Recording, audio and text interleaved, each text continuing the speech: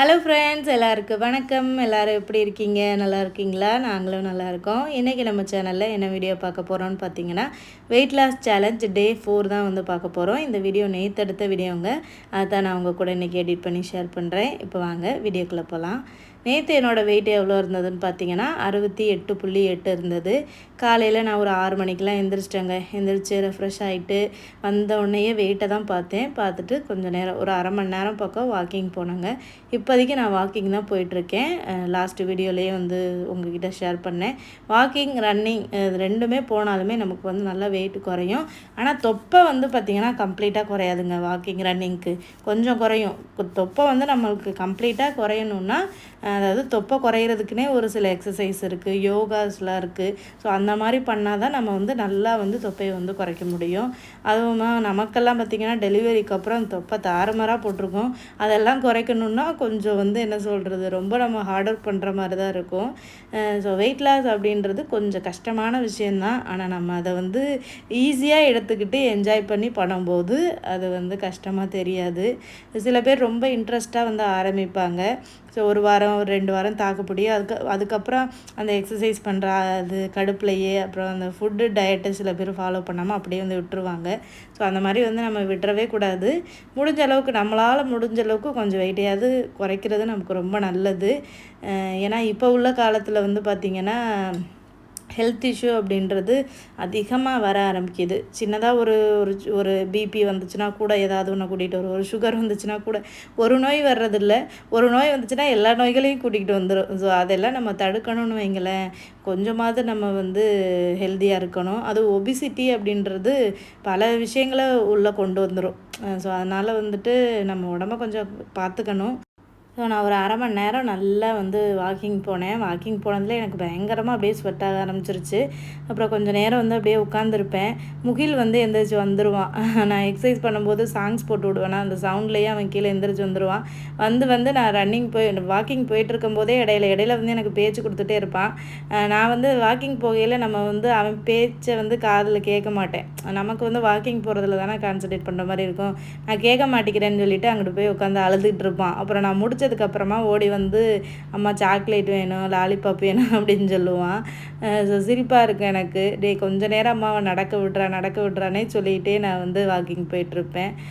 So கொஞ்சம் நேரம் அவனோட உட்காந்து அப்படியே பேசிகிட்டே இருந்துட்டு அதுக்கப்புறம் தான் பிரேக்ஃபாஸ்ட் ஏதாவது சாப்பிட்லாம் அப்படின்னு சொல்லிட்டு எழுந்திரிச்சு வந்தேன். நேற்று இன்ஸ்டாகிராமில் ஒரு கமெண்ட் வந்துருந்துச்சு. இந்த வெயிட் லாஸ் நான் இந்த ட்ரெட்மில்லில் போகிற வீடியோ போட்டிருந்தேன்னா அதை பார்த்துட்டு, உங்ககிட்ட வந்து காசு இருக்குது, உங்ககிட்ட இந்த மாதிரி ஜிம் எக்யூப்மெண்ட்ஸ்லாம் இருக்குது, அதனால் நீங்கள் ஈஸியாக வெயிட் லாஸ் பண்ணுவீங்க. நாங்கள்லாம் வந்து அப்படியா? நாங்கள்லாம் ரொம்ப கஷ்டப்படுறவங்க. நாங்கள்லாம் வந்து வெயிட் லாஸ்லாம் பண்ண முடியாது. எங்ககிட்ட அந்த மாதிரி மிஷினும் கிடையாது. நாங்கள் வந்து வாங்குறதுக்கு எங்ககிட்ட காசும் கிடையாது. உங்களுக்கு யூடியூப்லேயும் காசு வருது, இன்ஸ்டாகிராம்லேயும் காசு வருது. ஸோ அதனால் நீங்கள் எல்லாம் பண்ணுவீங்க அப்படின்ற மாதிரி ஒருத்தவங்க கமெண்ட் பண்ணியிருந்தாங்க. ஸோ அதுக்கு நான் ரிப்ளை எதுவுமே பண்ணலை. அந்த மாதிரி கமெண்ட் இருந்துச்சுன்னா நான் டெலீட் பண்ணிடுவேன்.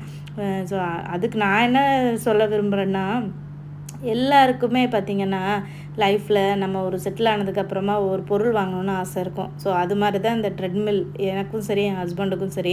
எங்களுக்கு கல்யாணம் ஆன புதுசுலேயே நம்ம கணவன் மனைவி 2 பேருமே பேசிக்கிறோம் இல்லையா, நம்ம லைஃப் இப்படி வாழணும், நம்ம ஒரு வீடு கட்டணும், நம்ம வீட்டுக்கு தேவையான பொருட்கள் வாங்கணும் அப்படின்றது வந்து நார்மலாக எல்லா மனிதர்களுக்குமே இருக்கக்கூடிய ஒரு ஆசை தான்.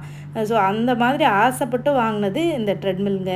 நாங்கள் கல்யாணம் ஆன புதுசுலேயே நம்ம வந்து செட்டில் ஆனதுக்கப்புறமா இந்த எக்ஸசைஸ் பண்ணுறதுக்கு ஒரு சில மிஷின் எல்லாம் வாங்கணும் அப்படின்ற மாதிரி நாங்கள் ஃபிக்ஸ் பண்ணி வச்சுருந்தோம்.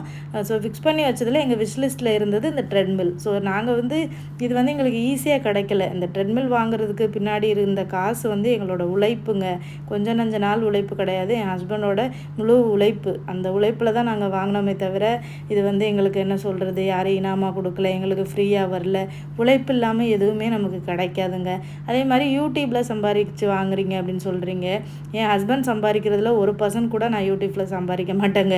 இது என்னோடய பொழுதுபோக்குக்காக வந்து நான் பண்ணிகிட்ருக்கேன். ஸோ ரொம்ப அந்தளவுக்குலாம் சம்பாதிக்கிற அளவுக்குலாம் எனக்கு வியூஸ் போகலை. இப்போ யூடியூப்பில் எவ்வளோ இன்கம் வருது அப்படின்றது எல்லாருக்குமே வந்து தெரிஞ்சிருச்சு. ஏன்னா யூடியூப்பில் இப்போ எல்லாருமே நிறைய யூடியூப் சேனல் வந்துருச்சு. எல்லாருமே ஓப்பனாக எனக்கு இவ்வளோ இன்கம் வருது அப்படின்னு சொல்ல ஆரம்பிச்சிட்டாங்க. நானே என்னோடய யூடியூப் சேனலோட இன்கம் எல்லாமே ரிவீல் பண்ணியிருந்தேன். ஸோ அதனால் நான் யூடியூப், இன்ஸ்டாகிராம்லலாம் பெருசாக சம்பாரித்து அதிலலாம் நான் பெருசாக ஒன்றும் வாங்கலைங்க. என் ஹஸ்பண்டோட உழைப்பில் தான் நாங்கள் வாழ்ந்துட்டுருக்கோம். நாங்கள் இந்த இடத்துக்கு வர்றதுக்கு எவ்வளோ கஷ்டப்பட்டோம் அப்படின்றது அவங்களுக்கு தான் தெரியும். ஈஸியாக போகிற போக்கில் ஒரு வீடியோ பார்த்துட்டு சொல்கிறதுன்றது எந்த விதத்துலையும் நியாயம் கிடையாது. ஸோ நம்ம வந்து இந்த மாதிரி கமெண்ட் வந்துச்சுன்னா இந்த காதில் வாங்கிட்டு இந்த காதில் விட்டுட்டு போயிட்டே இருக்கணுங்க. இதெல்லாம் மனசில் யோசிச்சுட்டு இருந்தோம்னா நம்மளோட வேலையை வந்து நம்ம ஒழுங்காக பார்க்க முடியாது. ஸோ ஆரம்பத்துலலாம் எனக்கு யூடியூப் ஸ்டார்ட் பண்ண புதுசில் ஒரு சில கமெண்ட் இந்த மாதிரி பேட் கமெண்ட்ஸ்லாம் வரும்போது எனக்கு மனசு ரொம்ப கஷ்டமாக இருக்கும். இப்படி பேசுகிறாங்களே அப்படி பேசுகிறாங்களேன்னா. ஆனால் இப்போ நான் எதையுமே கண்டுக்கிறதே கிடையாதுங்க. இப்போது நம்ம ஒரு வழியில் நடந்து போகிறோம், ஒரு போகிற பாதையில் ஒரு சில முள் கிடக்கு, கல் கிடக்கு, அதில் என்ன நம்ம காலை மிதிச்சுட்டா போகிறோம் வேணுக்கும்னே, அது பார்த்தோம்னா தூக்கி வீசிட்டு போகிறோம். அது மாதிரி தான் இந்த பேட் கமெண்ட்டும். அதனால் நான் அதெல்லாம் கண்டுக்கிறதே கிடையாது. ஸோ எல்லா விஷயங்களும் சரி நம்ம லைஃப்பில் வந்து ஈஸியாக கிடைக்காது. அதுக்கு பின்னாடி நிறைய உழைப்பு இருக்கும். ஸோ அதை நான் சொல்லணும்னு நினச்சேங்க உங்ககிட்ட, அதனால் ஷேர் பண்ணேன். ஸோ நான் எக்ஸசைஸ் பண்ணிவிட்டு கொஞ்சம் நல்லா ஒரு செம்பு நிறைய தண்ணி குடிச்சிட்டு செம்ம வேர்வை. நம்ம எக்ஸசைஸ் பண்ணாலே நம்ம உடம்பு வந்து பயங்கரமாக ஹீட் ஆகுங்க. அப்படியே அனலாக இருக்கிற மாதிரி இருக்கும். அது மட்டும் இல்லாமல் ஃபேஸ் எல்லாமே டேன் ஆகுற மாதிரி இருக்கும், கருப்பாகிற மாதிரி இருக்கும். ஸோ நான் வந்து கொஞ்சம் நேரம் தலையை காய போட்டு குளிச்சுட்டேங்க. மேல் தான் குளித்தேன், ஏன்னா தலை வந்து ஈரமாக இருந்தது. ஸோ ஈரத்தோடு குளித்தோம்னா சளி பிடிச்சிக்கும். அதனால் உடம்பு பயங்கர ஹீட்டாக இருந்தது. ஏன்னா அந்த வாக்கிங் போகும்போது நம்ம உடம்பு வந்து நிறைய கேலரிஸ் வந்து இதாகும் தெரியுமா, பேர்ன் ஆகும். இப்போ அது வந்து ரொம்ப ஹீட்டாக ஆரம்பிக்கும். அதனால் மேல் குளிச்சுட்டு வேறு ட்ரெஸ் சேஞ்ச் பண்ணவும் தான் எனக்கு வந்து நார்மலாகவே இருந்தது. அப்படியே கொதிக்கிற மாதிரி இருந்தது உடம்பு. இப்போ பிரேக்ஃபாஸ்ட்டுக்கு வந்து நான் என்ன சாப்பிட்டேன்னா, ஒரு ஆப்பிள், ஒரு பேரிக்காய், ஒரு 4-5 பாதாம், அப்புறம் 4 முந்திரி, அப்புறம் 4-5 பேரிச்சம்பழம், இது எல்லாத்தையுமே மிக்ஸ் பண்ணி ஒரு ஃப்ரூட் சாலட் மாதிரி சாப்பிட்டேன். ஸோ காலையிலே நல்லா ஃப்ரூட் சாப்பிட்றதுக்கு ரொம்ப நல்லாயிருக்கும். ஃப்ரூட் சாப்பிட்றதுக்கு விருப்பமே இல்லாதவங்க காலையில் பிரேக்ஃபாஸ்ட்டை எடுத்துக்கோங்க. ஏன்னா காலையில் நல்லா பசிக்குமா, அந்த டைமில் நமக்கு ஏதாச்சும் ஒன்று கிடைக்காதா அப்படின்னு நினப்போம். ஸோ அப்போ ஃப்ரூட் சாப்பிடையில நம்ம வந்து நல்லா வந்து விருப்பப்பட்டு சாப்பிட்ற மாதிரி இருக்கும். ஸோ நான் சாப்பிட்டு முடிச்சுட்டு பசங்களுக்கு வந்து பாதாம் வந்து ஒரு கையளவு ஊற வச்சுருந்தேன், பாதாம் பால் பண்ணி கொடுக்கலான்னு. வாரத்தில் ஒரு நாளாச்சும் அவங்களுக்கு வந்து பாதாம் பால் பண்ணி கொடுத்துருவேன். இந்த பாதாமெல்லாம் அவங்க கடிச்செல்லாம் சாப்பிட மாட்டேங்கிறாங்க. அவங்களுக்கு கொடுக்குறதே பெரிய விஷயமா இருக்குது. ஸோ அதனால் வந்து பால் வந்து காய்ச்சிருந்தேன்னா அதில் பாதாம் பருப்பை வந்து ஊற வச்சதை தோலை வந்து எடுத்துட்டு மிக்சியில் போட்டு நல்லா வந்து ஃபைன் பேஸ்ட்டாக அரைச்சிட்டு கொதிக்கிற பாலில் போட்டுட்டு மஞ்சத்தூள் போட்டிருக்கேன் கலருக்காண்டி, அப்புறம் கொஞ்சம் ஏலக்காய் பொடி, சுகர் இதை போட்டுட்டு நல்லா பொங்கி வரும்போது அப்படியே இறக்கி ஃபில்ட்ரு பண்ணி கொடுக்க வேண்டியதுதான். சில பேர் கமெண்ட் பண்ணியிருந்தீங்க, இதை ஃபில்ட்ரு பண்ணாதீங்கக்கா, நார்மலாகவே குடிக்க கொடுங்க பசங்களுக்குன்னு சொல்லிட்டு. ஏன்னா அந்த பாதாம் வந்து நம்ம நைஸ் பேஸ்ட்டாக அரையாதுங்க, கொஞ்சம் திப்பியாக இருக்கும். ஸோ அப்படி குடித்தோன்னே இந்த பசங்க வந்து முழுங்கவே மாட்டேங்கிறாங்க. அதனால தான் வடிகட்டி கொடுக்குறது. வடிகட்டினா சத்தெல்லாம் போயிடாதா அப்படின்னு சொல்லிட்டு கேட்பீங்க.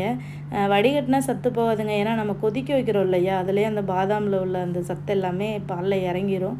ஸோ அந்தளவுக்கு ரொம்ப சத்தெல்லாம் போகாது.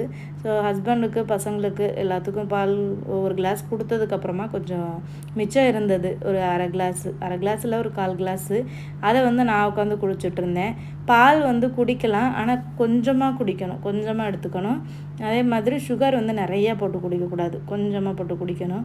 அதுக்கப்புறம் மதியம் லஞ்சுக்கு என்ன சமைக்க ஸ்டார்ட் பண்ணேன்னு பார்த்தீங்கன்னா, பருப்பு வேக வச்சுருந்தேன். போன வாரம் வாங்கிட்டு வந்த முருங்கைக்கீரையில் கொஞ்சம் கீரை வந்து ஃப்ரிட்ஜில் இருந்தது. அதை வந்து சூப்பு பண்ணலாம், இல்லைன்னா அடை தோசை மாதிரி பண்ணலான்னு சொல்லிட்டு ஃப்ரிட்ஜில் வச்சுருந்தேன். அப்புறம் எனக்கு பொறுமை இல்லை, சரி பருப்பு போட்டு முருங்கைக்கீரை போட்டு கூட்டு பண்ணிடலாம் அப்படின்னு. என்னோடய கான்செப்டே என்னென்னா, டெய்லி ஒரு கீரை சாப்பிடணும். அதாவது இந்த வெயிட் லாஸ் பண்ணணும்னு நினச்சதுக்கப்புறமா கீரை சாப்பிடணுன்னு ஒரு ரெசல்யூஷன் எடுத்திருக்கேன். ஏன்னா கீரையில் அதிக அளவில் சத்துக்கள் இருக்குது. நம்மளோட கண் பார்வையிலேருந்து நம்மளுக்கு வந்து இரும்பு சத்துலேருந்து எல்லாமே, அதுவும் முருங்கைக்கீரையெல்லாம் சொல்லவே வேண்டாம். ஸோ அதோட பருப்பில் வந்து முருங்கைக்கீரை போட்டுட்டு தக்காளி பூண்டு கொஞ்சம் போட்டேன். அப்புறம் போன வாரம் வாங்கிட்டு வந்த மீனில் கொஞ்சம் மீன் எடுத்து ஃப்ரிட்ஜில் வச்சுருந்தேன், நகர மீனில். அதை வந்து பொரிச்சிடலாம் அப்படின்னு சொல்லிட்டு மசாலாலாம் போட்டு மிக்ஸ் பண்ணி வச்சுருந்தேன். அப்புறம் இப்போ முருங்கைக்கீரையும் நல்லா வெந்துருச்சா, அப்புறம் ஒரு தாளிப்பு கொடுத்தாச்சு. பயங்கர சூடு, அதை எடுத்து ஊத்தையில் என் ஃபேஸை பார்த்தாலே உங்களுக்கு தெரிஞ்சிருக்கும்.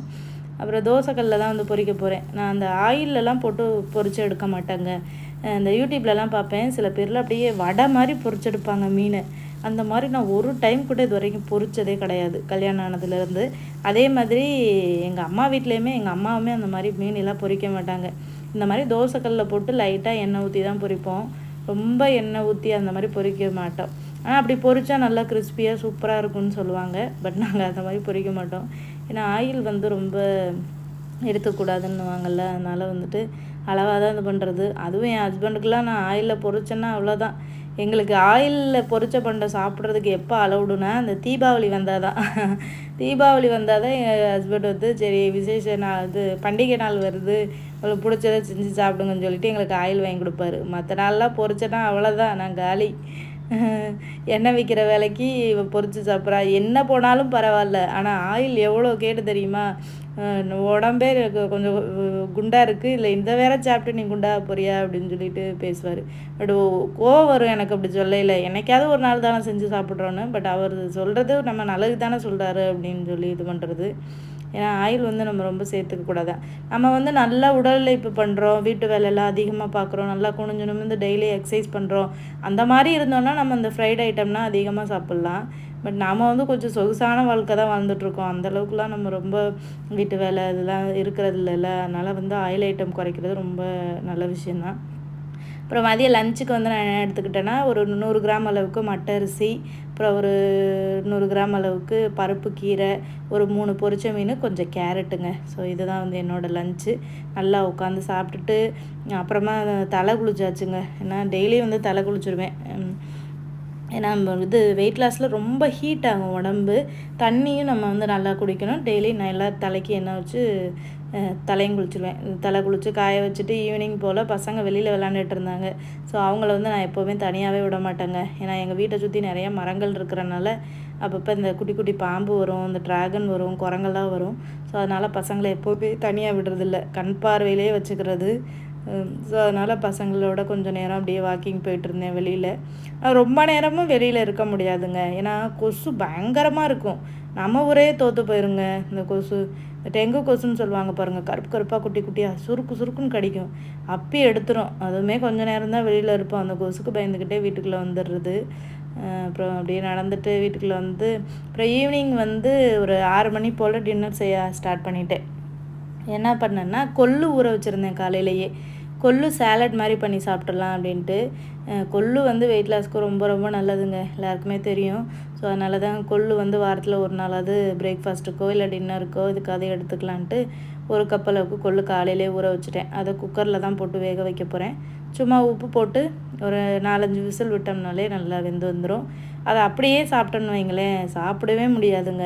ஏன்னா கொள்ளில் அந்தளவுக்கு டேஸ்ட் இருக்கிற மாதிரியே தெரியாது. மற்ற கொண்டக்கடலை கூட சும்மா உப்பு போட்டு வேக வச்சா கூட சாப்பிட்றலாம். ஆனால் கொள்ளு வந்து ஒரு மாதிரி என்ன சொல்கிறது, மண்ணு மாதிரி இருக்கும். ஸோ அதனால் அதை வந்து தாளித்து சாப்பிட்டா தான் நல்லாயிருக்கும். தாளித்து சாப்பிட்டா தான் சாப்பிட்ட ஃபீலே இருக்கும், இல்லைனா பசி கண்ட்ரோலே ஆகாது. அதனால் நான் தாளிச்சிடலான்னு முடிவு பண்ணிட்டேன். ஏன்னா அந்த வெயிட் லாஸில் இருக்கும்போது நமக்கு வந்து அப்படியே பசிக்கும், எதையாவது சாப்பிட மாட்டோமான்னு.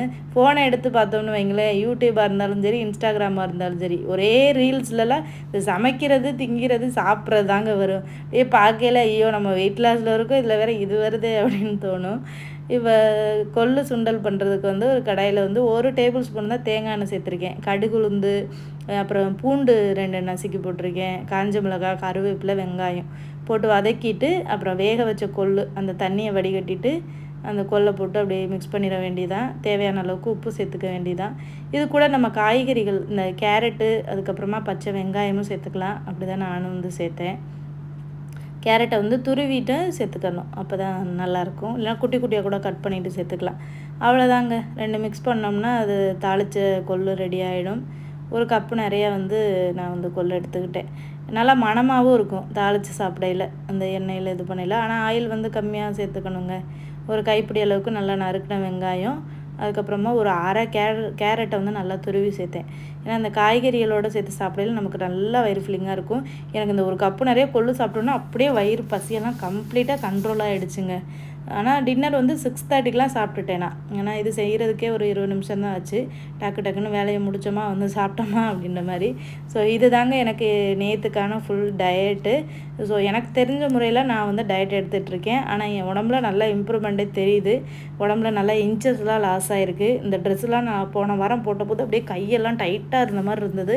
ஆனால் நேற்று போடையில் அப்படியே என்ன சொல்கிறது, முன்னாடியெல்லாம் ட்ரெஸ்ஸை நல்லா இழுத்து விட்டு போடுவேன், டைட்டாக இருக்கும்.